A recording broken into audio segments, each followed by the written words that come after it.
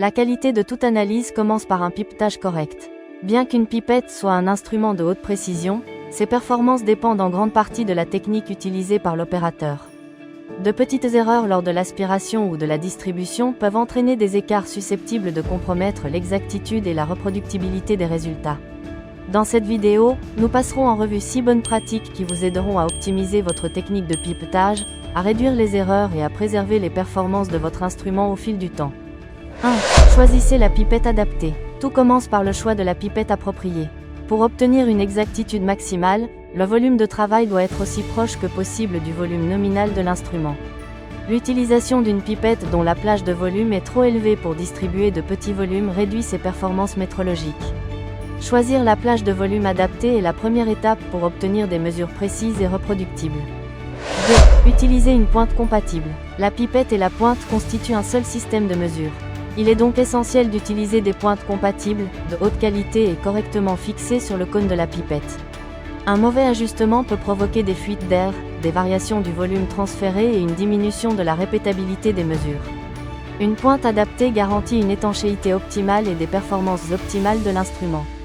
3. Préhumidifier la pointe. Avant la distribution finale, aspirez puis distribuez le liquide 1 ou 2 fois.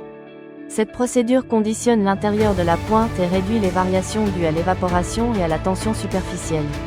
Son effet est particulièrement important lors du travail avec de petits volumes ou des échantillons à forte volatilité. 4. Effectuez une aspiration correcte. Pendant l'aspiration, maintenez toujours la pipette en position verticale. Plongez la pointe uniquement de 2 à 4 mm sous la surface du liquide et relâchez le piston lentement, de manière régulière et continue.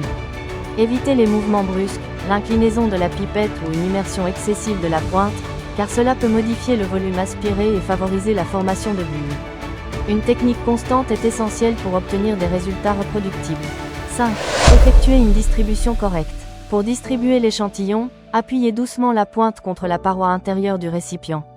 Enfoncez le piston jusqu'à la première butée pour distribuer le volume programmé, puis poursuivez jusqu'à la deuxième butée afin d'expulser le liquide résiduel. Retirez ensuite la pointe en la faisant glisser le long de la paroi du récipient tout en maintenant le piston complètement enfoncé. Cette procédure favorise un transfert complet du liquide et minimise les pertes d'échantillons. 6. Maintenez votre pipette étalonnée. La précision d'une pipette dépend non seulement de sa conception, mais également d'un entretien régulier. Maintenez l'instrument propre, inspectez régulièrement son état et vérifiez son étalonnage conformément aux procédures établies par votre laboratoire.